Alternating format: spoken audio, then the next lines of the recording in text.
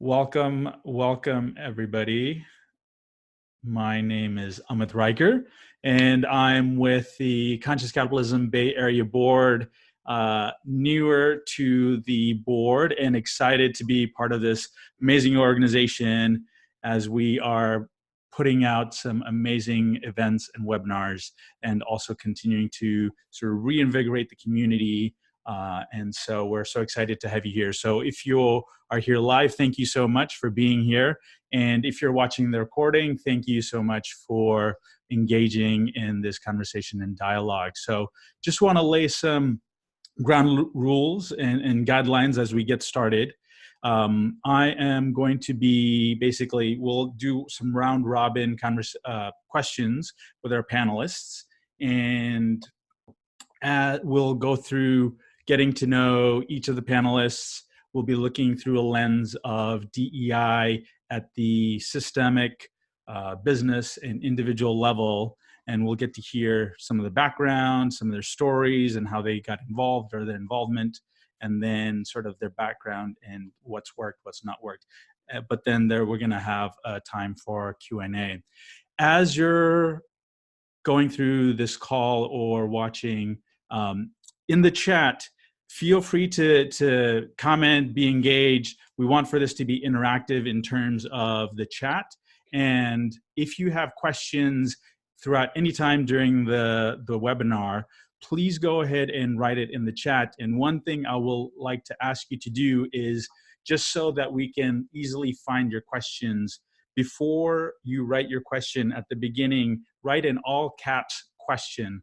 That way, Johanna is going to be helping me as we look through. Would love to see the comments come through, but then if you have a specific question, feel free to put that in the chat anytime, and then we'll have time at the end to really dive into some of those. So let's dig on in.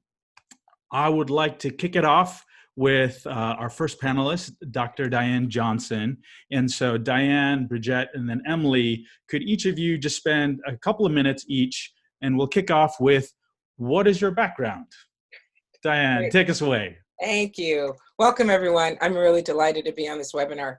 So yes, I'm Dr. Diane Johnson. I am founder and CEO of MAPU Management Consulting. MAPU is a Xhosa name that means woman who carries ideas. And that I was gifted that name when I was fortunate enough to do work in South Africa in the early 90s.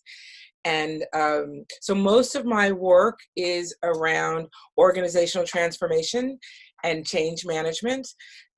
Work in the social sector, working with national not-for-profits, regional initiatives, cross-sector collaborations, as well as a significant amount of work in the social impact space, social entrepreneurship space.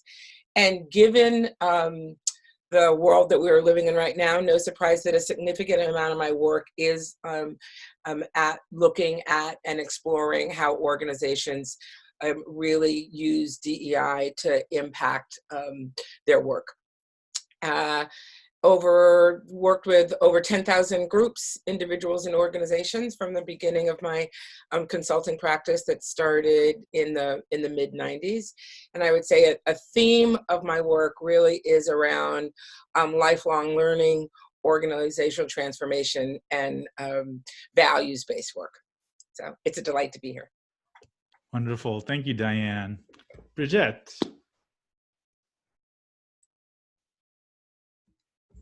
Hi, everybody. I want to make sure I unmuted myself before I started talking. Thanks for inviting me to be a part of this panel. I have an interesting background. So I present in the world typically as a white person, and I am bicultural. So I'm half Hispanic and half Italian American, and I'm bilingual. And so culturally and socioeconomically, I've grew up wedged between two worlds. And so I grew up in a world of privilege, and I also grew up in a world of marginalization and lack. And so I bring that unique perspective to my work. I spent the better part of my 20s traveling in the developing world in Central and South America, my work began in the space of grassroots economic development, civil society development, and leadership development for indigenous farming, women's cooperative, business communities, through the lens of how to really support these communities in getting themselves out of the economic situations that they were in. And fast forward 20 years later, my work here in the Bay Area is similar in some ways, but now I focus on supporting service business leaders like coaches and consultants and experts like Amit, like Emily, like Diane, to scale their own sustainable business and really stake their claim as experts. And so on the one hand, I work to help people that are diverse in the space of business earn more and really begin to claim their authority in the work that they do. And then on the other hand, I work with organizations and companies and business leaders that want to disrupt traditional leadership paradigms. And I do not say that I'm an equity, diversity, and inclusion expert. I'm very mindful that I personally don't believe that non-people of color or non-people of disabilities or non-people of a queer orientation can truly be an expert in a particular framework for that work. So I consider myself an expert in allyship and how to support leaders in thinking about the critical questions they need to ask themselves about what needs to shift for their company culture to be more inclusive. So that's just a little bit about me, and I'm super excited to dive in. So again, thanks everyone for having me. Awesome. Thank you so much, Bridgette. Emily, take it away. Thank you so much, Amit, and to Conscious Capitalism Bay Area for including me in this panel. I'm really excited to be here and want to thank everybody who's listening to the recording or here live for taking the time out of your day to be here and have this important conversation with us. So I have been an activist since childhood, so actually over 50 years, doing activism and advocacy on various social justice issues. And I'm most known for my work nationally leading the movement for secure and transparent elections. And I work to help individuals and organizations and businesses have greater social impact. My brand is powertomakeadifference.com, and actually have a program that's just starting this week there for individuals who want to figure out how to make a bigger difference in social and environmental justice issues. So my perspective is informed by my various identities, including as a white cisgender woman, a Jew, a lesbian, someone who was disabled by a chronic illness for 30 years, which is fortunately has less of an impact on my life now, though still sometimes knocks me out for a while. And 2 of my 4 children are immigrants. 2 have disabilities. I'm part of a family of color. I am fat. I am under 4'8", which sounds like not a diversity, equity, and inclusion issue to most people, but in fact, it impacts my life in a huge way every single day. So I'm part of both groups targeted by oppression and on the non-target side.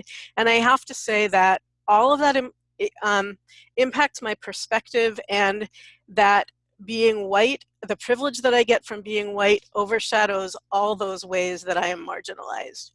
And so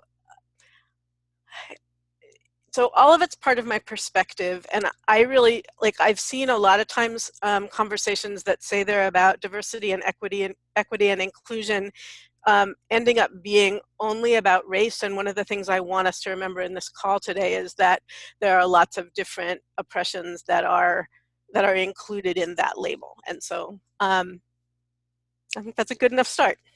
Wonderful. Thank you so much, Emily. And thank you so much for pointing that out. I just want to take a quick moment here to outline that one of the things we're trying to do with Conscious Capitalism Bay Area, it's very much following the 4 tenets of conscious capitalism. We talk about higher purpose, stakeholder orientation, conscious leadership, and conscious culture. And so in this particular dialogue and conversation today, we can see that wherever you are, you may be approaching this topic from any one of those 4 possible tenets.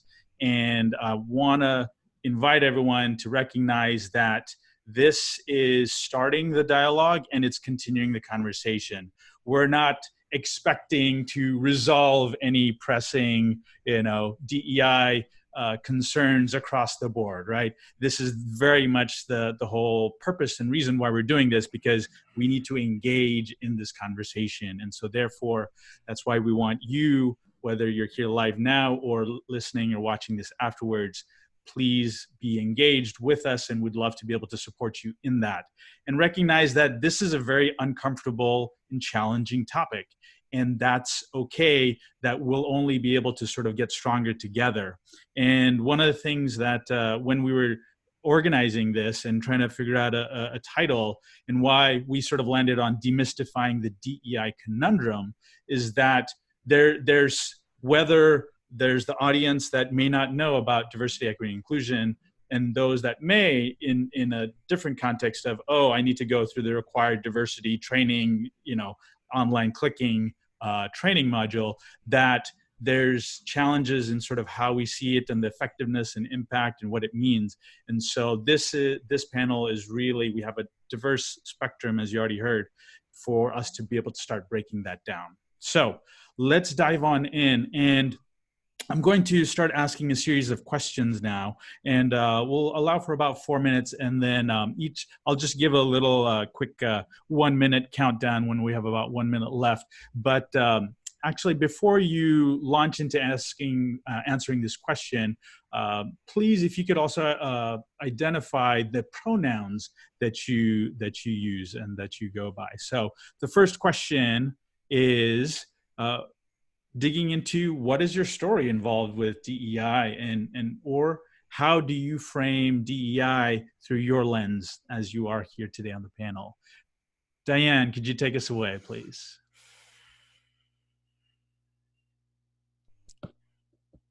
You might still be on mute. Okay, I'm mute.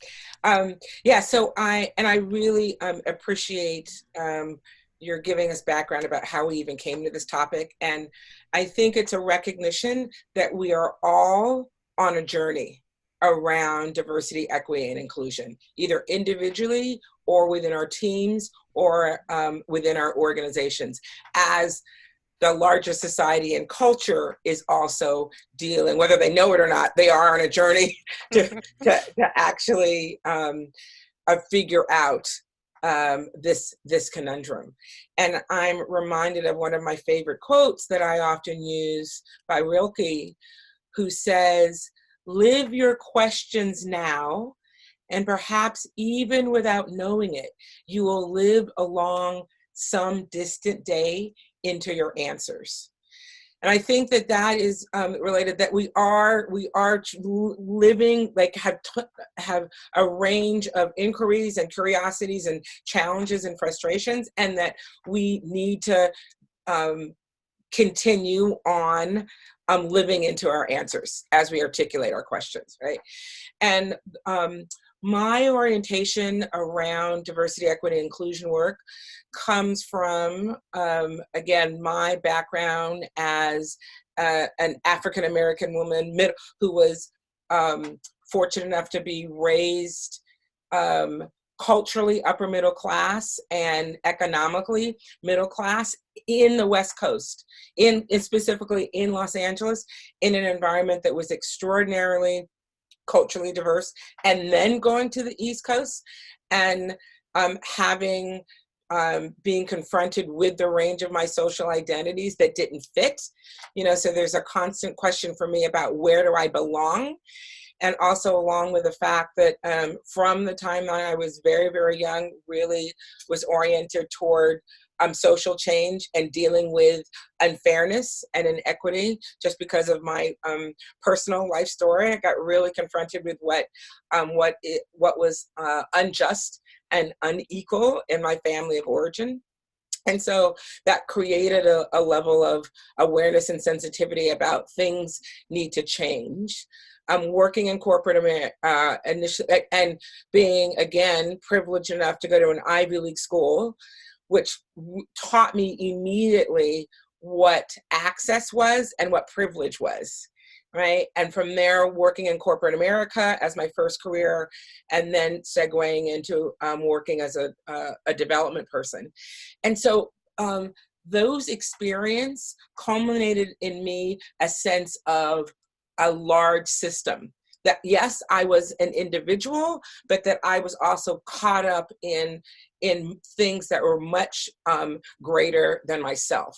So that awareness, and then studying sociology, cultural anthropology. I'm a crazy, love graduate school, and I'm consistently using graduate school as a mechanism to learn and then to be a practitioner. So I'm a pracademic, half practitioner, half academic. And so that really created a sense about what is the system level that we're addressing. And so I think it's really critical that, and I think one of our biggest challenges often in diversity, equity, and inclusion work is that we're often looking at from the individual or interpersonal perspective. But I think having a level of power analysis and in the system that we are in is really critical. I think that's my time. Wonderful. Thank you, Diane. What are the pronouns you go by? Oh, thank you. She, her, they, and them. Wonderful. Thank you, Diane. Bridgette, can you tell us about your story involved with DEI, your background there? How do you frame? Thank you so much for sharing your story, because I wasn't even sure how I was going to frame mine, and you brought so much clarity. It's interesting because Diane and I have had the opposite journey. I'm from New York originally. I don't know if you pick up on my accent, and I moved to the West Coast 15 years ago. My pronoun is she. And I guess I want to start by saying that one of the things I've learned that I would love for people of privilege, or white-skinned people, people that are presenting in the world as cisgendered, like myself, as able-bodied, as physically normal, we can be privileged and have struggle. We can have difficulties and be marginalized and have privilege. And that's one of the lessons. I'm like feeling it in my bones, in my heart, that like this is why I'm put in this universe, in this plane of what I look like with this message, is for people to understand that I could have grown up half Puerto Rican with drunk aunts, uncles, going to jail, my mom getting a stroke because she was overweight and suffered intergenerational trauma and all the ills, and being a family of 9 kids with not enough money and resources and all the things that they experienced living in Spanish Harlem, the bias, the mistreatment. And I can also have a white Italian father, and I can look this way, and I can own that part of my life's journey and part of the reasons I can be safe in the world and that I've been able to access certain opportunities is in fact as a result of the package that I'm in. And that's something that at this stage in my life, I am so keenly aware that this duality lives in me. And when we understand that duality and can move away from the shame or the guilt or the rejection of the idea that we can be privileged and be human beings that struggle and have challenges, that's where we really can make some inroads.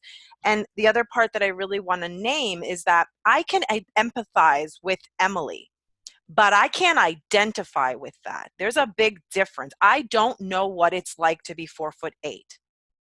I don't know what it's like to be a 6-foot-tall Nigerian on a panel of all white people at an event and to be the only Black person in the room. I don't know what that feels like. I can listen to that person tell me what it feels like. I can ask them what they need for me to support them in their experience of what might or might not be working for them in that experience. But I don't actually know what that feels like. And so that's one of those things that my own inner journey in this work, working on both sides of this topic, if you will, as a person of privilege and as someone that comes from a background that is of individuals historically marginalized, I really have to consistently think about like what's coming up for me in this journey. And that's the interpersonal stuff, right? And then in my work in the world, as Diane mentioned, you know, she thinks of it from this big picture system snap. I have to think about this in the world of business, that when a client or a company comes to me and they're talking to me about their unique business challenges, I have to really think about the perspective and the lens through which they're experiencing those challenges, not me.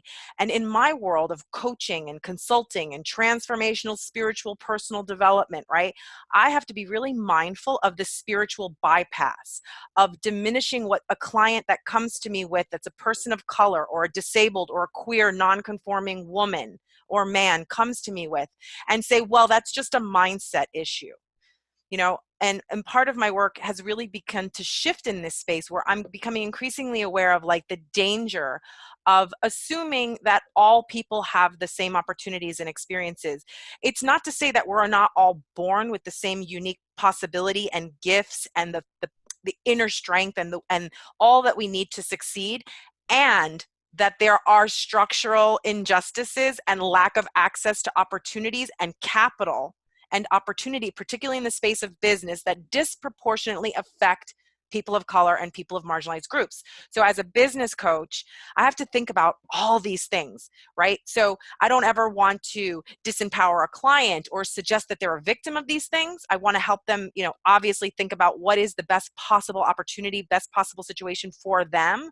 And I want to be super careful of the spiritual bypass, the assumption that we're all just one energetic elevation or mind shift away from just kind of moving past racism, or that racism or fat bias or gender bias is somehow just a belief or a paradigm, right? So that's some of the things that I'm super mindful of.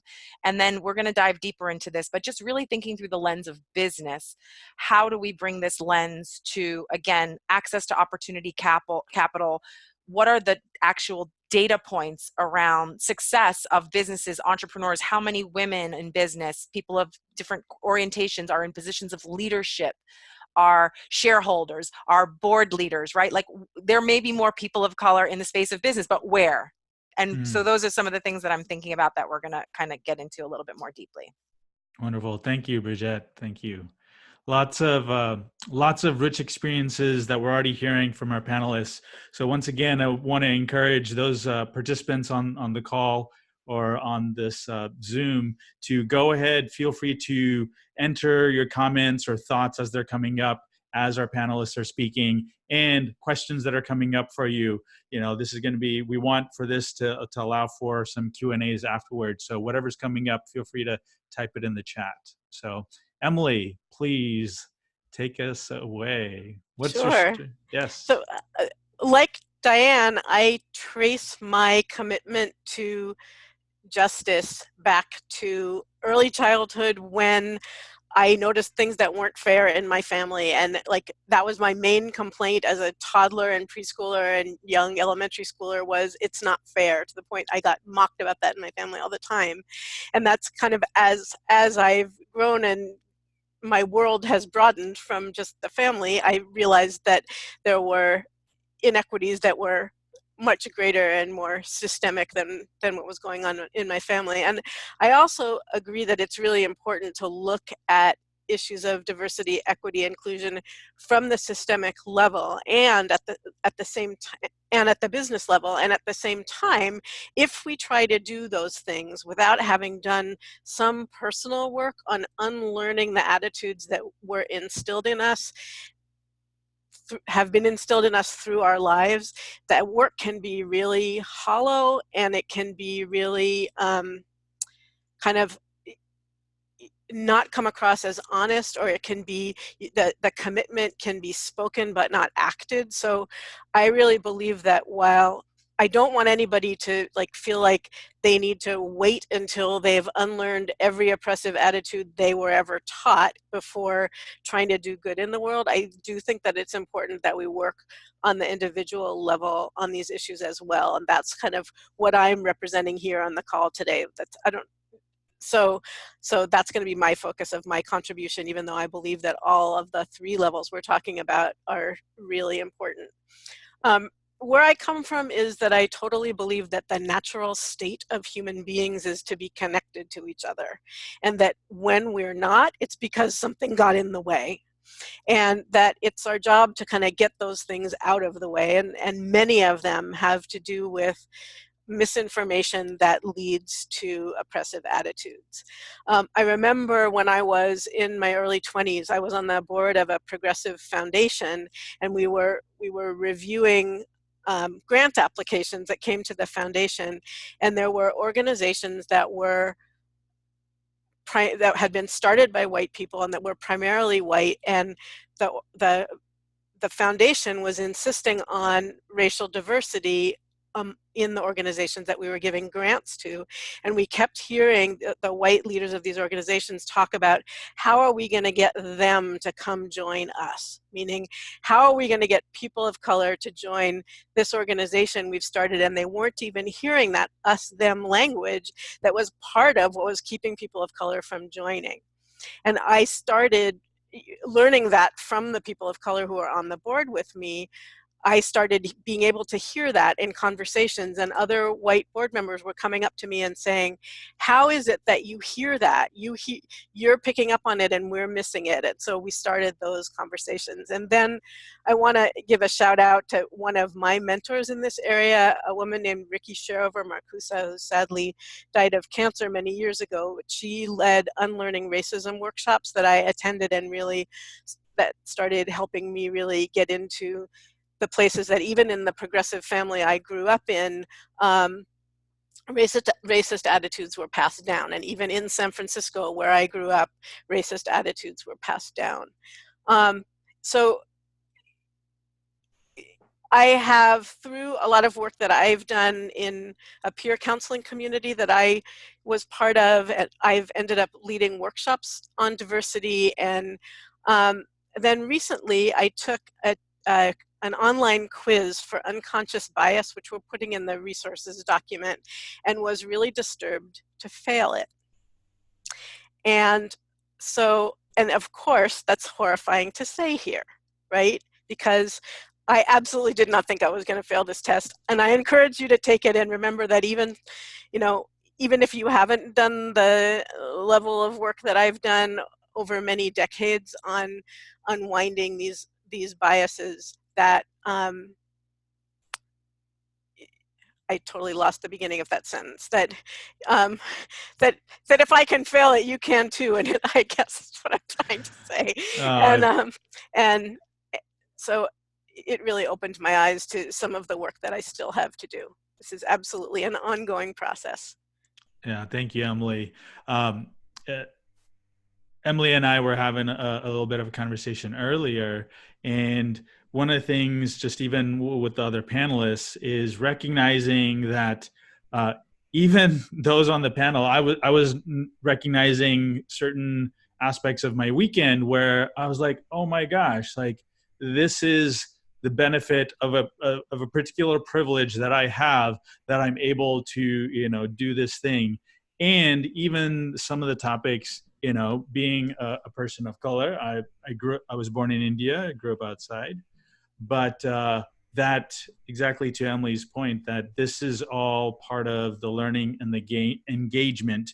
And so we will, I'll put that link in the chat right now, and just know by the end of the call, we'll be sharing a link with many more resources. So stay tuned for that. So let's go ahead and shift onto the next question. And once again, we'll do about 4 minutes each. So this next question is really now digging into your stories or examples. And at each one of your levels, what has worked or what has not worked? So Diane? Yeah, so there are a couple of things that I want to respond to. I think one of the things that all of our comments are alluding to is the fact that endemic to culture, whether it's culture within your family, culture within your team, culture within your organization, culture within your neighborhood or community, profoundly woven into all of those cultures are aspects of power, access, and privilege. And this is what relates to the equity part of diversity, equity, and inclusion. Because we're also very clear that diversity, equity, and inclusion is not just around race. And we also know that race is a social construct, right? That we are actually one human race. And the reality is that ethnicities and social identities, the range of social identities that we carry, is tied into issues of power and privilege and access. And on a systems level, so a majority of my work is working with large institutions. So for instance, I'm doing organizational change work with an entire Protestant denomination, right, where they are trying to, have become deeply committed to overcoming white supremacy, overcoming oppression, at a really broad organizational scale. And one of the things that is so crucial is, I think when we're looking at systems, at the large system, it's like, so what is in the system, right? So if we're looking at issues of power, if we're looking at issues of access, if we're looking at issues of diversity and inclusion, within the system, we have to figure out what is the baseline, right? So almost a methodology that I use, regardless of what type of client I'm working with, it's that we have to see what is in the system, and what kind of diversity do you have within the system? You know, how are you defining diversity? And what's really, really critical is, how does diversity, equity, inclusion directly relate to the fulfillment of your business mission, right? Like literally knowing what is absolutely crucial. What is the connection between DEI and the successful execution of your business? And so I think that literally having an understanding about what is the baseline, what is, and so therefore, what is the intention that any particular business or organization has around DEI? What's driving their exploration and their commitment to doing DEI? Because it's not just about drive-by trainings that we can check the box off. So it's important to answer the question, why are you exploring and wanting to, you know, figure out DEI? And then and that level of analysis is required. And I think this is also really critical. And how do people individually, but how does the organization, how does it view change? How do you think change happens? Because that's really going to inform what the steps that you take to actually transforming, or anywhere from transforming to even changing at the edges, how your employees experience themselves within your culture of your organization. So powerful. Dan, thank you. What that seems to highlight is, I believe studies are already starting to come out that the sort of cookie cutter, online-based diversity training spread throughout the whole corporation, it's not effective. Maybe it may allow for some baseline understanding, but exactly to your point, Diane, that it can't end there, and it can't just check a box and said, we've done diversity training, we're all set to go. So thank you so much, Diane. Bridgette, what's worked, what has not worked through your lens and your work that you've seen? Yeah. So thank you, Diane, because you really set the framework for me, and I'm going to tie some of what I say into what Diane talked about, but more on the specific level of, like, imagining, you know, many of you are perhaps coaches or consultants or business leaders that work in companies that are conscious and want to do better around DEI, right? And that's why you're on this call, because you want to know more, so you can know more, know your blind spots, know how to begin, right? And so Emily's going to talk a lot about the internal stuff, but I do want to bring the coaching lens to this, because I am a coach. And so the first thing I always want to get people to think about is, what is the belief or the mindset that you're departing from around DEI? Is it, this is terrifying, this is so hard, this is impossible, or I want to do something, but I'm not going to, because no matter what I do, I'm going to fuck up, right? Like I curse because that's who I am. So if I'm afraid to like have a misstep, can I not do this work? So I stay frozen and I see things that I don't feel good about, but I'm afraid to say anything because I don't want to be the person that handles it wrong or brings it up in the wrong way. So it's about how do we find a framework to think about how to first take the steps toward what we want, right? And one of the first steps is to trust that we are resilient enough to fuck up, that we can say it the wrong way or not go exactly the right way, and we are willing to be corrected, and we are open to the feedback, and we're able to take feedback, we can grow. We're all infinitely capable of improving around DEI, becoming more skillful allies, becoming better partners with diverse people in this work. So that's number one. Then the next thing I love to think about is like, what's my vision for DEI in my own self as a business leader and in my company, in my brand, right?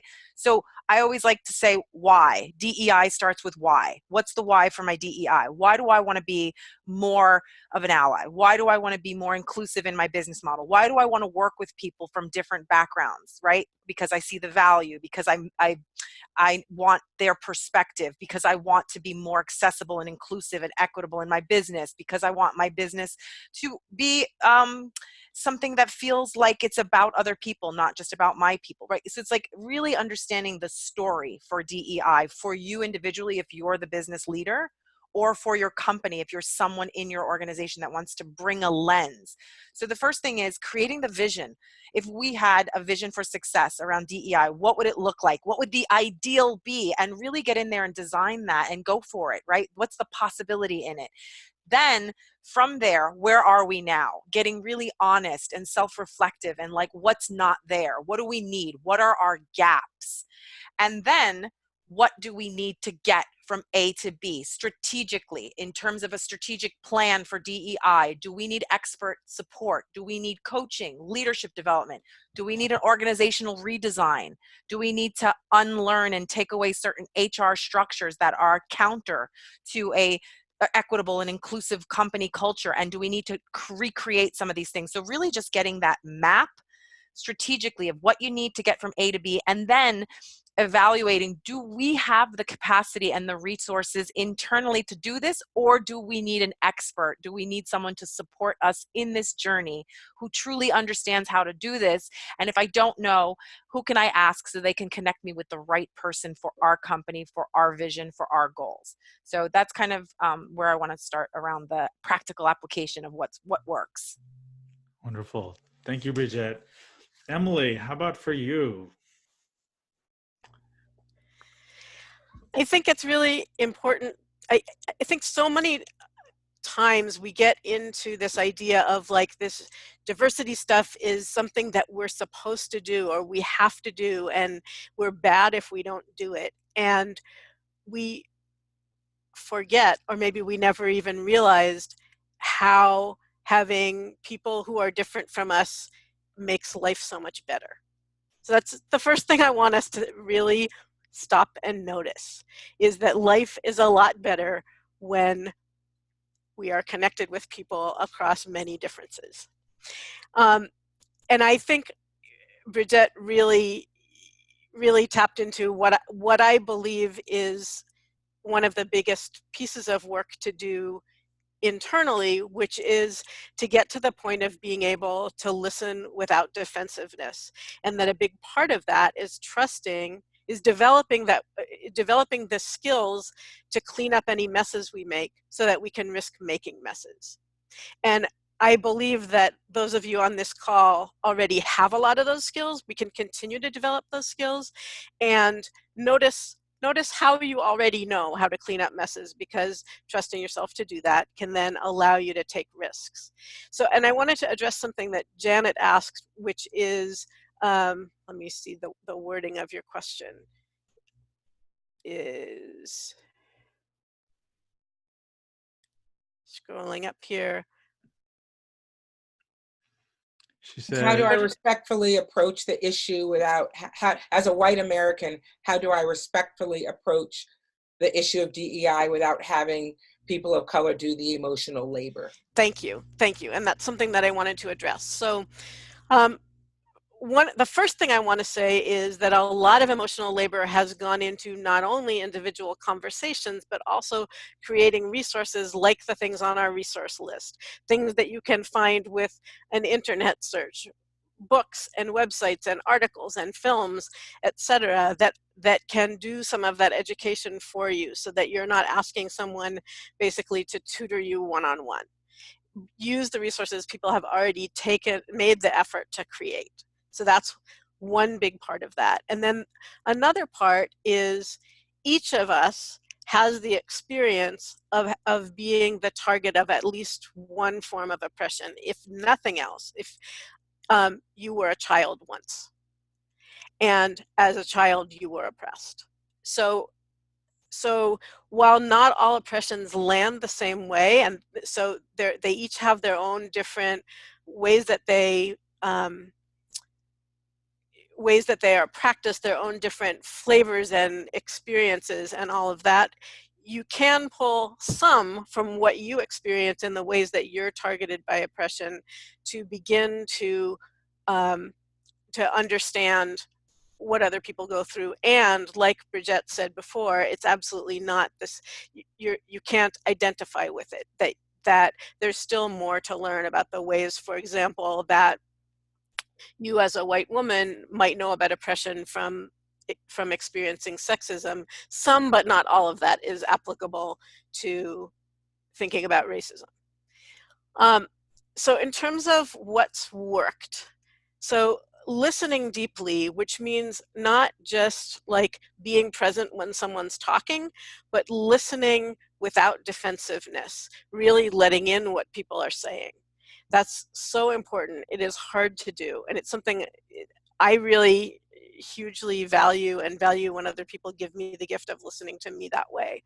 I had a friend who used to ask me, what's it like today to be a lesbian? And she wasn't trying, she was giving me a space to talk. She wasn't asking me to educate her. And that was really lovely, actually. As a white person, I've made a kind of a habit, or maybe even you could say a hobby, of naming little incidences of white privilege when I see it. You know, when I'm leaving Costco and they don't look at my receipt but just wave me through, I go, oh, white privilege, thanks. And like, I let people around me hear that. Whether that's working or not, I don't know, but it feels to me like it's a way of being able to say it and speak it and let it be something that we're actually talking about. To be willing to start conversations about race and about racism, and those two things are not the same. Not expect those conversations always to be started by people of color. Declining opportunities that we're offered when diversity doesn't exist. So for example, being offered to speak on a panel when everybody is white, or I actually recently declined to join an organization because there wasn't as much diversity as they claimed they wanted to have. And I said, hey, if I join, you'll have even less racial diversity. Your percentages will go down. So that's not really going to be helping you. So I'm going to wait till there's more diversity and then I will join. And let's see, I wanted to say, you wanted some stories. Okay, so I'm going to tell you this little story about being an ally, because I want to. I shared this story with Bridgette and Amit last week. I was at a late night folk dancing class full of older white people. I was leaving by myself, and this class was at a community college where I lived in Santa Cruz, California. And it required me to walk out into the parking lot, and in very dark late night parking lot, which was a very scary idea to me because of experiences I had had in the past.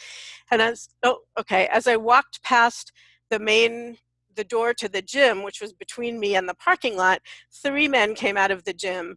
They were Two of them were basketball players. A game had just gotten out. They were really tall. I think the third one was their coach. Two were young, one was older. Two were black, one was white. And they started walking ahead of me to the parking lot. And I was walking behind them. And I just want to say right now, you might be wondering, why am I telling you the race of these people and worrying that I'm really going to fuck up this story? So I just want to acknowledge that you might be experiencing that right now. So I'm walking behind them, we're walking out to the parking lot, and I noticed this is a situation in which the culture would say I should be scared. And I wasn't afraid of them. I was afraid of what might be out in the parking lot, but I wasn't afraid of them. I was walking behind them and I made a noise and they turned around and saw me behind them and I said, "Don't worry, I'm not following you." And we all burst into laughter and talked and walked out together to the parking lot. And to me, that was an example of being an ally, of bringing humor to a situation, acknowledging how racism impacts a situation like that, and being able to say, like, let's let go of it and just be human together. So humor can be a really important way to be an ally. And I'll stop there in the interest of time. So what we'll do now, we'll just have a little cross dialogue between the panelists, and as they're speaking, as they're sharing, continue to share their thoughts. Those, once again, what questions are coming up for you? Please put those in the chat, because we'll allow for some Q&A after this. And okay, awesome. We're already getting some questions coming in. So Diane, I saw that you wanted to. Yeah, I have to jump in here. So I'm going to actually practice courageous conversations right now. This is unscripted. And I'm going to share that I'm really triggered by the notion that identifying white privilege is a hobby. Because when Emily so I want to just share that is something that is a profound reflection of white privilege. That Emily gets to decide when she's going to pay attention to white privilege. But for me, as a Black woman, that's not a privilege that I have. It lives with me every single second of the day, because in the world that I am living in, and I understand I'm in the wonderful bubble of the Bay Area bubble, that is something that living with a range of different social identities, I don't get to forget that. So I just want to share that. And I think the other thing that strikes me is that I think it's important. For one thing, in my experience, oppression is not a conversation that happens in the business community, even in the conscious capitalism universe.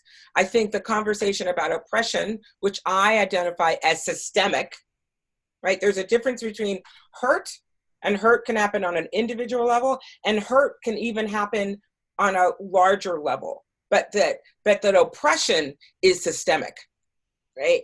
But that's a conversation that I think mostly happens in the social sector, not so much in the business sector.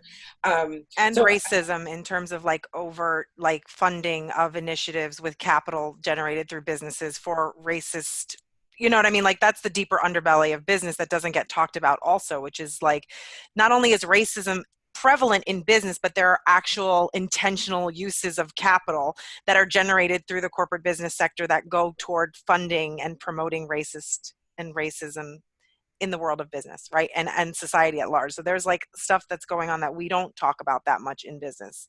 And I want to name that too, around the money piece. Right. But I think that's because the starting point of the business sector, even about how they frame this, the starting point of how the business sector frames DEI is different than how it's framed, I think, within the social sector and not-for-profit sector, and framed differently than in the government sector, and is framed differently from the community sector. Yeah. But I don't want to. Point taken. Unless, and there are very few businesses that depart from a true social impact business model, that DEI is part of the original design and intention of the business in the first place. Yeah. Right? Excuse me, can I interject here? I'm super triggered because I thought that was a really great point, Diane, but Emily hasn't had a chance to respond, to even say I'm sorry or anything. Before moving to another subject. Yeah, so actually I'm gonna, Amit, I don't know how you want to do this, but what I might frame is that we are getting to practice the very challenge of this very topic right now. So I want to recognize that there's multiple pieces going on right now, and that we're in very much a learning opportunity here. So for whatever I'm happy to step back and then just allow for what the conversation would feel meaningful to move through. I just have a process point, which was my understanding is that this dialogue would be dialogue between myself, Bridget, and Emily. And then after that, then we would open it up to the whole group. Okay. Yeah. So I think that's my understanding. And I want to notice that, and this is not a criticism, Monique, I just want to notice that right now you have really important intentions to come in and sort of support in mediating. And in some ways, my perception of your interjection right now, and again, I hope you can receive this, is that Diane needs your help as a professional that knows Emily, that is engaged in many courageous, difficult conversations.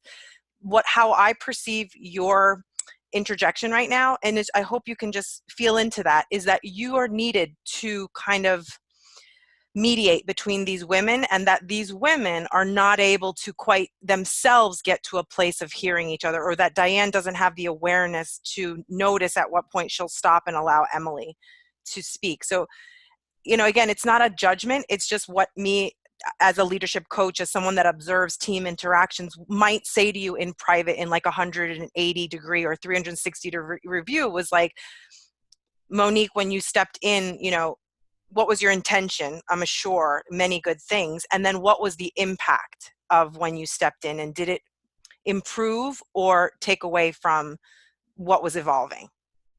So it's just like a kind of something to note in the moment. Thank you, Bridget. Thank you, Diane. Emily, you're now on the spot. I'm happy to be on the spot. Yeah. I am thrilled that you brought that up, Diane. Thank you. And as I used that word, it felt really funky to me. And as I was speaking it, I was wishing that I hadn't. And it was like the tiny little things, like the example I gave, are what I meant as a hobby, but not the bigger picture. But I'm going to be so here, my brain is going, I want to say you're right. I want to say I agree with you. And then to say that is like, there's some implication in there that it doesn't count as right unless I say that you're right, and fuck that. So I just want to say, like, it's not up to me to decide whether what you said was right, and I happen to agree. Right. And go ahead. So one of the things that I think is brilliant about this is that we're practicing what we're talking about right now, right? That my ability to identify what was challenging for me, for that to be heard, and I would say, Bridget, you're right on. I would say, Monique, that your and this might be lack of process, but your interjection, I perceived as you're rushing to protect and legitimize Emily. By saying, oh, she hasn't had her turn and she needs to apologize. That, so even that proclivity to figure out what the immediate resolution is something I think that happens all the time, that I observe happening constantly, that we trip over something, or we are human beings. It's not if, it's we will make mistakes. Yeah. And then what is the process that we use to lean in without defensiveness, or lean in without trying to fix it?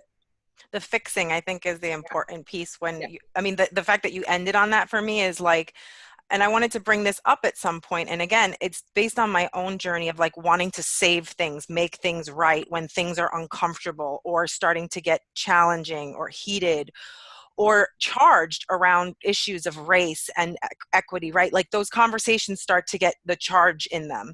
And then me as an ally, as a white-skinned person, I have many times had the feeling of like, I want to dive in and fix, make it more comfortable, make it more equitable, make it more fair. And then I have to kind of like have that moment of self-reflection of like, should I dive in? Am I needed to fix this yet? You know, until which point someone says, I don't feel safe in this conversation. I feel like I'm not being heard. I feel like I'm being overpowered. Like if Emily was at a table at a business meeting and Diane and other people, and then Emily said, I'm not feeling heard, I'm feeling overwhelmed. Then at what point would I say, hey, Emily, how can I support you? Or can I interject to? So I think part of this is the awareness of like, at what point is it appropriate or needed for us to step up? Like, how do we gauge that? And I want to bring in a question that someone has already asked about how do we do, like as a solopreneur who's starting a business venture, who wants to, but right now is one person and wants to like figure out how would she, excuse the pun, integrate DEI as you're starting a business venture. Yes. And it speaks to me about quality of relationship. It speaks to transparency. It's Emily's point about that as individuals starting business ventures, it's our level of awareness, right? That it is that along a spectrum of I'm like clueless just because of life experience and clueless is not pejorative. It's just like, or I'll put it, less experienced. Okay, but I'm less experienced, and yet I have a profound, deep intention and commitment to figure this out. But given that we are now living in a world that is more segregated than it was 50 years ago, how do we create business practices that allow for us to be aware of what diversity, inclusion, and equity looks like? And one practice that I would say is creating, being able to sit with often the lag time or the time that it takes to build truly diverse teams. Yeah. So if we're starting up a business and the reality is we're going to go to our network, and most of the time our networks lack diversity. Yeah. Especially in some industries above others. Yeah. And so it's the ability to sit with the discomfort of that it will take a longer time to bring together a diverse initial team because you're conducting outreach into networks that might be different than who you have. Yep. Right. And can I add to that, Diane? So that's a good point. And as the eternal coach, possibility optimist, I want to encourage anyone that's starting a business, that's a solopreneur. I'm always like, we can get there faster if we have support. And so if you're like, I want to speak to more women of color, people with disabilities, people of different orientations in order to inform my business, who I do business with, who my business is for. The good news is that if you're in the Bay Area, I do disagree about your segregationist point only here in our bubble. I think as a nation as a whole, but I will say that living in West Berkeley, I live in a bit of a bubble of what it's not like for the most part in the rest of the United States. Seriously, there's literally like few places in the universe like Berkeley and Oakland. There are enough organizations, networking events, groups, associations, institutions that are manned by diverse individuals here, that if your goal is to surround yourself with diverse people in business and form meaningful relationships, if you make that commitment and hit the ground running and get out there and start talking with people and inviting people to coffee and like really getting to know them first, and starting from that authentic place, you can make great inroads in a short period of time around just starting to build the relationships. Just that first step of like noticing who's in my network, who do I tend to do business with, who do I tend to get on panels with, or who do I tend to refer out if someone asks me for a business referral, and how do I begin to build my circle of influence and ensure that the people around me that are win-win partners that I collaborate with, that I build my affiliations with, don't look like me, right? And so, you know, I thought I had a diverse life back in New York. I had Puerto Rican friends and I had a handful of Black friends here and there. And I really didn't have a diverse, deep relationship in the professional business sense with many different kinds of people until just these past 2 years. In the 15 years I've lived in the Bay Area. And now it's becoming a habit. But yes, it took time, and we can move the process if we want. I want to get Emily in this. So I'm curious, Emily, if we think about that personal and interpersonal lens of the work, what assists what will assist a soulpreneur or an entrepreneur who might be at the earlier stages of their development in the practice of building an authentically robust, diverse and inclusive team?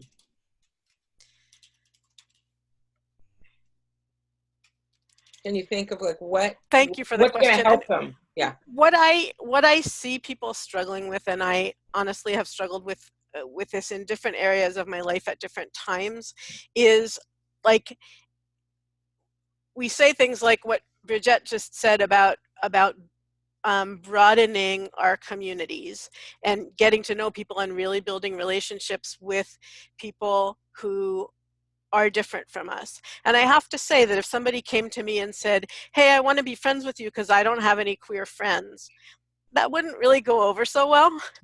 And so, and I don't at all think, I'm not trying to say, Bridgette, that that's what you were suggesting, but I see people struggling with that. Like, I want to broaden my base and my connections, and yet I don't want to try to connect with people because they're different from me. Like that doesn't feel right either. And I think that it's a lot about that being willing to be uncomfortable. And part of why I've stayed so quiet in this conversation after the interaction between Diane and me is that I actually want the discomfort to be sitting with all of us here, because we have to get used to it. And I think what is related to that, at least in the Bay, and I joke about this all the time, that I do, especially in the Bay, and because I spent time on the East Coast as well as now I'm on the West Coast, that I think that there is what I would identify as a pathological avoidance of conflict in the Bay Area or on the West Coast, right? And then if you're in the Midwest, what are you fucking talking about, Diane? I'm just kidding. What are you talking about? and I think there's a politeness thing, a politeness cultural piece that happens in the Midwest. Mm-hmm. So I think just to have these conversations, we are challenged to figure out how to even enter into the discomfort and the conflict that comes out of difference, and trust that we'll survive it. Yes, and I think that one of the things when I think about how do individuals as well as organizations, a best practice is we need to practice how we engage in discomfort, in conflict, and so literally from an organizational culture perspective, that we need to practice how we manage, how we not just manage conflict, how do we even acknowledge that it is in the space, and not avoid it, just go from avoiding conflict to addressing it, right? Which is trusting that we can move through it and survive it, and that it doesn't have to destroy everything, because that's where the avoidance comes in, right? I'm going to keep everything PC and nice, because if I address it, it's going to destroy things. The reality is stuff is already getting destroyed just covertly, nice and quiet under the surface. Everything's rotting and festering. And then there's a fear of naming it. But at the end of the day, even if the festering comes to a head and it's seemingly worse, we can actually work through it and get to the other side. And then that's where you need a toolkit. Like when the conflict is named, like now it's in front of you. Do you have leaders in your organization that know how to mediate that know how to set a framework that is going to honor people both getting a chance to share, getting to the needs, not the name call, all those kinds of tools that we use in mediation, conflict resolution. If you don't have them, you might need to learn them, and then you need to practice them, because that's the only way we get better at it, right? Yeah. I think this relates to Bridget, when you said, that we need to do that internal to businesses. And I use this a lot. So if I have a toothache, I go to the dentist. I don't go to my chiropractor or my massage therapist. And I think what I often see within organizations is that they think that they can do DEI by themselves. I very often, or I've often been called in as a consultant after an organization has tried to do DEI by themselves, and it has created a maelstrom of gook, and then I've been called in as a consultant. So I think it's important to recognize what we can do, and I'm interested in Emily, hearing Emily's point, right, that we do our individual reflections personally and interpersonally. But then what's critical is that in the same way that we are identifying that we are conscious businesses, and awakened businesses, and following the tenets of conscious capitalism, that requires a level of reflection, and I would say discernment on a business level, on an organizational level, that then leads us to the visioning and what DEI looks like within the system. Emily, I want to give you a chance to quickly respond. And then as we're coming up near the end of our time, then I want to shift into, I know time is flying by when you're having fun. How much time do we have on it? 10 more minutes? We have just about 7-8 more minutes. Yes. So yes, Emily, please. And then I'll wrap up with the call. You asked me, what specifically are you wanting me to respond to? I just want to Diane's question. Okay. Yes. Okay. I second what you said about we need to bring in experts who have worked hard to develop expertise, who are running businesses, making themselves available to help businesses and organizations do this work. Mm-hmm. Mm-hmm. Boom. I agree. And if you don't know where to start, I have a large list of diverse individuals that do this kind of work. If you need a person as a referral, I would be able to connect you with many, many people. I have a question that when Emily said, if someone came up to her and said, "Oh, like, will you be my friend because you're a lesbian? I don't know any lesbians and I need to be your friend." And it's interesting because I've had people come up to me like, "Oh my God, I really want to meet you," and I can tell. It's like, "Oh my God, oh, like there's a unicorn in our midst." They don't say I want to be friends with them, right? Yeah. And yet, there is something. So, okay, I'll be really, really transparent. So, the reason I'm now on, I co-chair the East Bay chapter, and I'm on the board of Conscious Capitalism, is because over a year ago, I don't know, Steve, who was at the time chair, met me at Wisdom 2.0 and literally was like, "Hi, like, I want to talk, and I need to get your number." And he was so earnest, right? And I was like, who is this white man, right? Like, I don't know who he is.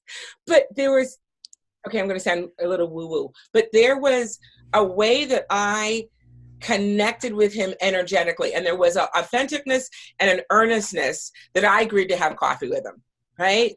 And then he did a stupid, and we talk about this all the time, so it's okay that I share this on the webinar for the whole public and the world to see. And then he literally asked me to be his coach. This I was a proud lady coach. And I was like, you've got to be kidding me, right? Right, already. But there was something though, that I followed, but it's like, but there was like such a deep, like he Authentic. really wanted to figure this out because because it wasn't just about him individually, but it was about how to figure out how for him as chair of Conscious Capitalism and this organization that was really trying to build the movement of movements and impact change. So I saw that, I was like, okay, like, and I'm interested in that. So let's start building a work relationship around that. And I might be unique in that, but I think that there are times when people are transparent and say, I really, so there's a difference between someone of a dominant social identity, coming up to me and expecting that I'm going to educate them, right? That it's my responsibility. That's very, very different than identifying where is the common place that is going to assist in my professional goals and my goals about wanting to have impact in particular industries. That's very, very different. There's a level of humility that comes about in that, in contrast to, oh, I expect you to help me figure this out. Diane, if could we, we've got just a few more minutes in, and I love that this is such a juicy, rich experience and conversation here. And I just want to acknowledge that even in the middle, when the trigger and then the participant and that this was such a beautiful learning opportunity, that if those things did not happen, the learnings that emerged in real time, we would not have had the opportunity to experience that. So I'm placing gratitude in everything happening the way that it did, even with all the discomfort. So to close us out, once again, I've included the document for the resources, and we'll be emailing this for everyone that registered. But just a quick 1 minute, what is one call to action you would like to propose to the audience through your lens that you've been presenting it? Diane. Oh, I'm going to do a quick quote. Okay. Do your best to find a small circle of people with whom you can create a community, with whom you can travel a road together, and build it in a way so that you're learning about yourself, about the world, and about who you are and who you are becoming. Thank you, Diane. Nice. Thank you. Bridgette? So if you're a solopreneur or a leader at a company, trust that your ability to grow around this topic is infinite, as is that of your team.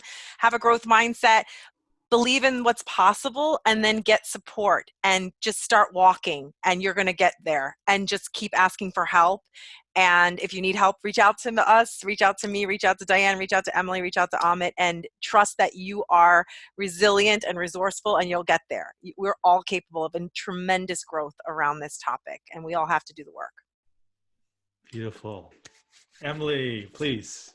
Identify the ways that you have of cleaning up messes that you've already figured out, and then go make a loving mess. Oh, I love that. So beautiful. Loving in the mess. Right. In the chaos.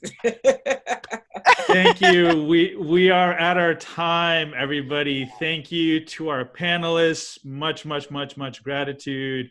Diane, Bridgette, Emily.